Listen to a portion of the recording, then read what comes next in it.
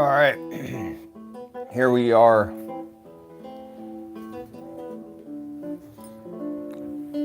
Someone was saying I'm just reading word salads, just gibberish. That was a real person, though. They said it just sounded like it was just Chat GPT. They don't think there's any substance in here, but that was a real person, though. I need more of that conflict, more of that real person conflict. I also want the realistic inquiry. What does that mean? Real person stuff.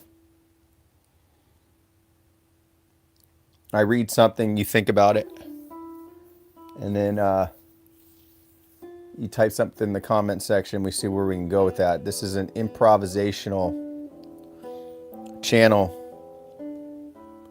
I really don't care to read out of these books, but until I get some quality back and forths, I'm going to keep reading out of these books. So this is part 14. This is the Recursive Radicalism of Nick Fuentes. Prior projects I did was Fractal Islam, dealing with Islamic mysticism mixed with Sufism, and just basic metaphysical inquiries, just statements, axioms, aphorisms of the metaphysical sort. Very ambiguous, very vague statements that seem contradictory. And then prior to that was the closed system of Colossus. Stalin's closed system of Colossus was another project on the channel. And then the other one was the unborn levels of Scientology. But let's continue with the recursive radicalism of Nick Fuentes. We're going to start with the populist thresholds, the faltering sovereign, and the law of iron republic. Power does not fail, it diffuses until no hands remember it once belonged to someone. A movement collapses not when its enemies strike, but when its champions hesitates. The street remembers every command the throne refuses to issue. Of the fractured tribune, when a champion ceases to champion. Every populist sovereign carries a double mandate. One to govern the established order and one to avenge the grievances that created him. The tragedy begins when these mandates collide and he chooses the former out of fear of shattering the later. When a ruler hesitates in the hour of public upheaval, the people revise their memory of him, not as the breaker of chains, but as the manager of unrest. And the mythos that carried him dissolves into the bureaucracy he once vowed to overturn.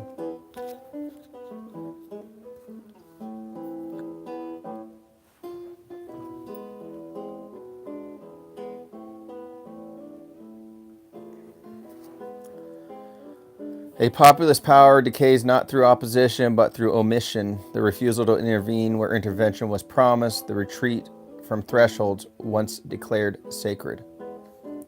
Movements fracture when their sovereign mistakes symbolism for force, rhetoric for rescue, or electoral arithmetic for the primordial covenant between the ruler and ruled.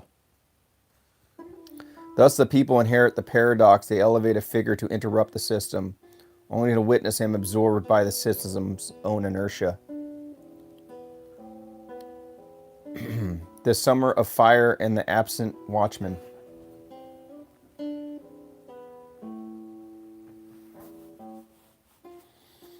Unrest tests rulers the way furnaces test steel. Heat reveals the alloy, whether an iron will lies beneath the gilded exterior, whether the metal is soft, decorative, and unable to bear the weight of its own promises.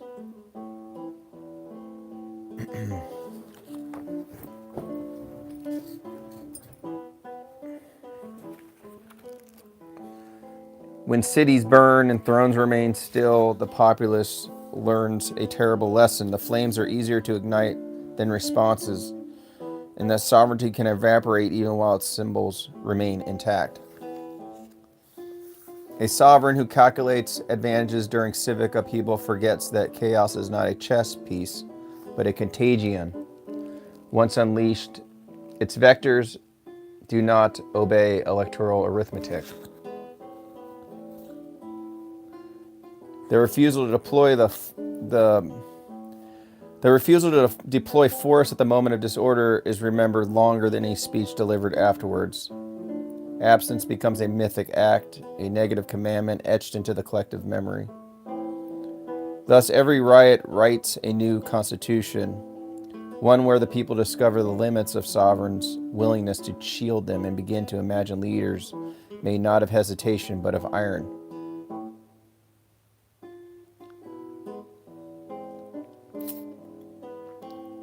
That doesn't bother me.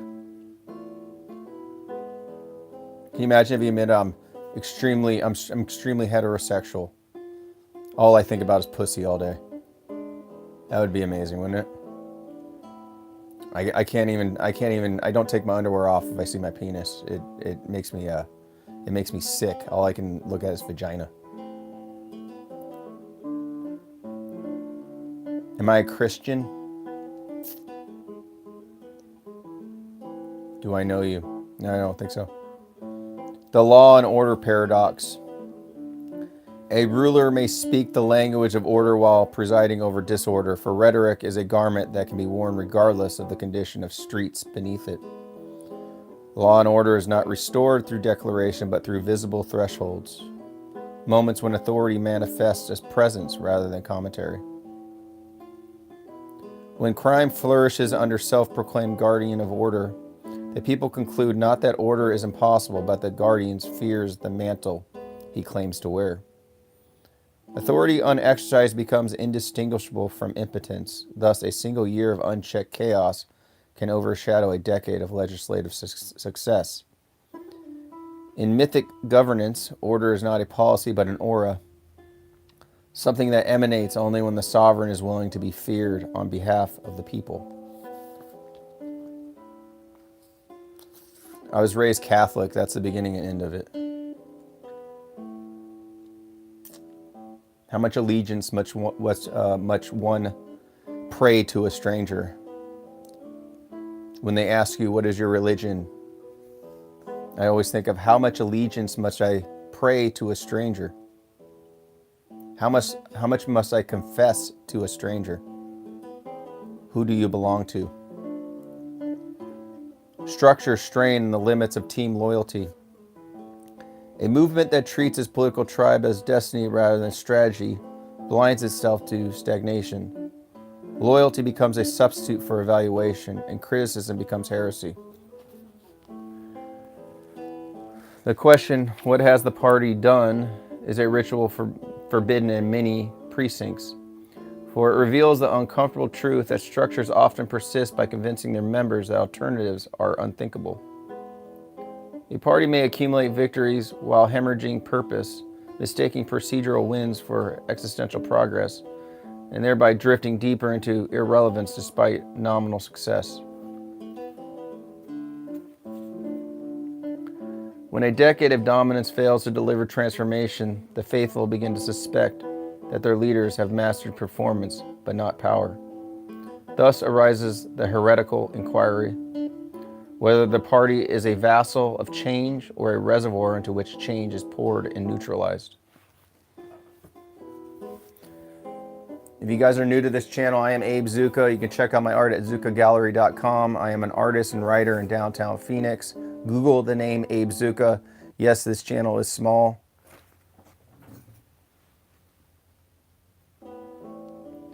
but it's growing. And technology just keeps creating confusion. Things just glitch out all the damn time. The populist left-right mirror. Left and right share more than they admit. Both contain factions exhausted by lawlessness, disillusioned by donor capture, and wary of ideological extremities that jeopardize civic order. When fear of disorder becomes universal, a hidden bridge appears across the ideological chasm. an unspoken recognition that a nation cannot function without functioning streets.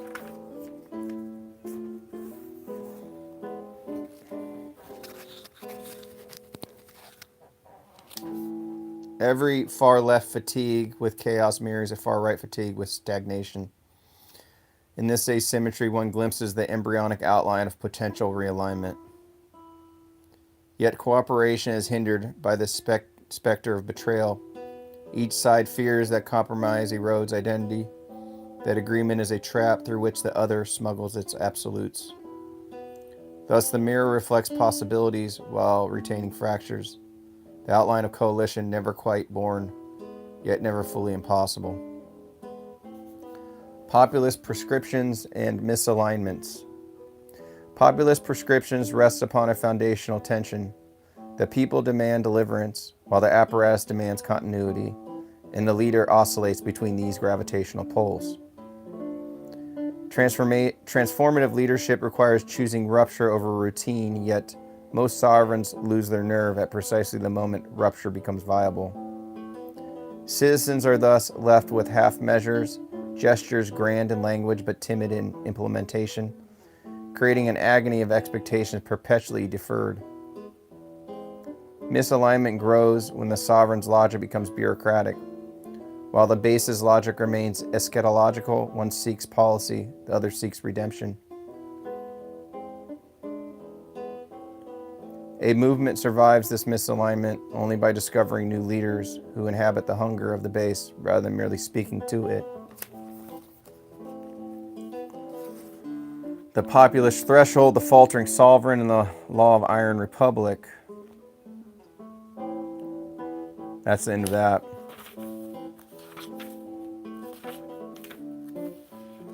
The broken border, the revolving sovereign, and the politics of impatience. The sovereign who delays invites the faction to do his work for him. A crisis repeats when its origin is misnamed. Impatience is not a vice of youth, it is the memory of promises unkept. The failed fortress, the border as myth, machinery, and broken oaths. Every nation builds a wall twice, once in stone, once in expectation, and the second wall always collapses first. When a sovereign promises a sealed frontier but delivers only executive improvisations, the border becomes a revolving door through which frustration enters and faith exits. A border unenforced under one ruler becomes a prophecy fulfilled under the next. For neglect compounds like interest charged by entropy itself. Mass movement of peoples is not solely the failure of defense, but also the consequence of prior interventions, whose shock waves return as migration. Deportation without scale becomes symbolism. Symbolism without scale becomes resentment. A leader who vows mass removal but fears the economic backlash becomes captive to the very interests that benefit from porous thresholds. Borders are not simply lines, they are mirrors. When they waver, the people see the sovereign wavering. When promises of enforcement dissolve into bureaucratic revisions, the frontier becomes theater and nations become audiences in their own unraveling. Migration accelerates wherever collapse has been exported. A failed foreign venture returns home disguised as humanitarian crisis. A populist sovereign who inherits demographic chaos must choose between spectacle and sacrifice. Choosing spectacle merely delays the reckoning. The urban shadows. Crime, crisis, and the vanishing guardian.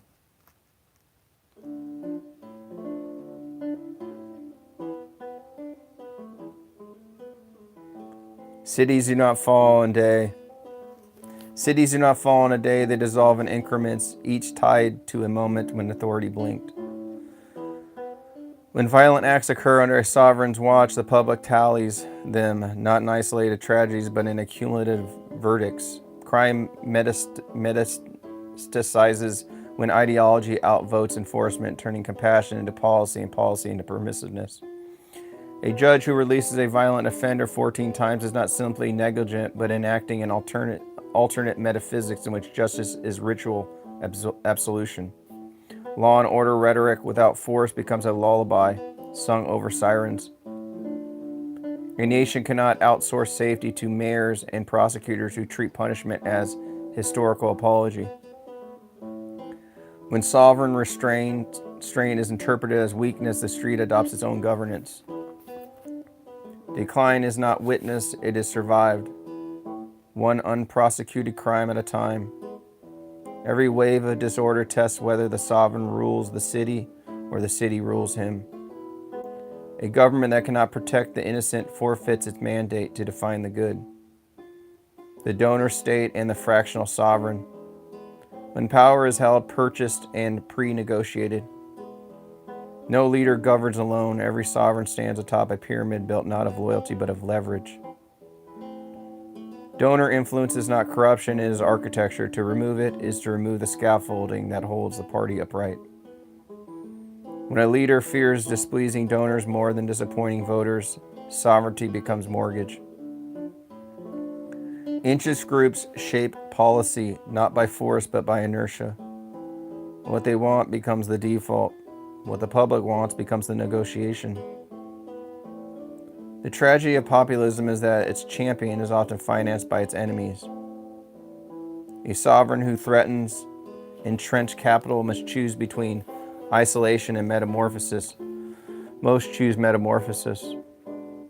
Policies that serve the powerful are enacted with immediacy. Policies that serve people are deferred with communities. Donor veto is more potent than public approval, for the former is constant and the later cyclical.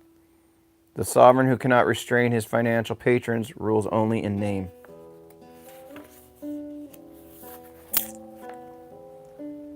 Every populist rebellion begins with the suspicion that the leader's real constituency is invisible and wealthy. A party captured by capital becomes incapable of confronting crisis created by the same capital. When donors shape immigration policy, national identity becomes a line item. Regulatory power becomes performative when corporate interests pre-write the contracts. A sovereign who relies on parties' purse strings become equivalent to the party no matter how he campaigned. The people sense the substitution the moment promises become logistical impossibilities rather than moral imperatives. The digital exile and the returned voice. Deplatforming, replatforming, and the myth of speech restored. A voice silenced by institutions grows mythic in absence. A voice restored becomes ordinary again. Deplatforming is a ritual of exclusion. Replatforming is its unintended resurrection. No single administration controls the cultural lattice of censorship. Platforms act as states within states. A sovereign may defend speech symbolically while platforms enforce silence practically. The algorithm's veto is more immediate than any congressional vote. Replatforming occurs not when power relents, but when public appetite demands spectacle. A censored figure returns not as a citizen, but as a myth, which can speak with more influence than the original person. The regulatory inaction on speech is not neutrality, it is abdiction. Courts can free platforms from liability, but not from ideology. A nation that cannot protect speech cannot protect dissent. A nation without dissent cannot diagnose itself. When the sovereign praises free speech, but fears regulating the platforms, he becomes subordinate to machines he cannot correct. The return of banned voices signals not strength of liberty, but fragility of consensus. Free speech without enforcement is a monument, admired, photographed, irrelevant. Free speech without enforcement is a monument, admired, photographed, irrelevant. The masses sense when speech restored is simply silence delayed. Whoever governs the digital square governs dissent, and dissent is the lifeblood of republics.